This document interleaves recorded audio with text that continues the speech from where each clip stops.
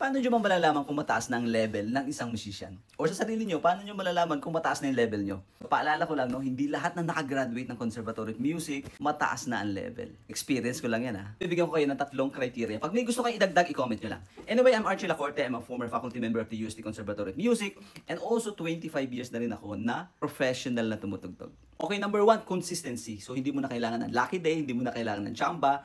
Pagkagising mo pa lang, boom! No? Miss mo na agad. Yung breath support mo, embouchure mo, dexterity ng daliri mo. Okay, number 2 is musicality, of course. So, marunong ka nang gumamit ng dynamics, ng phrasing, ng timing. Ang tanong mo na lagi sa sarili mo ay hindi na yung, tama ba ako? Tama ba yung ginawa ko? Kundi ang tanong mo is, nakapagpa-feel ba ako? Nakakonect ba ako? Naramdaman ba nila yung ginawa ko?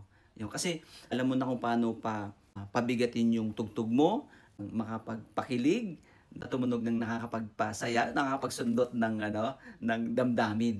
So, yun ang musicality. Okay, number 3, pinaka-importante, ito yung pinakamahirap, no, adaptability. Okay, ito yung tipong kahit may aberya, hindi halata kasi nakakapag-improvise ka na. So, kahit may aberya, kahit may -1 ka lang, kahit live band, classical, jazz, reggae, ng rock, so nakakapag-adapt ka na.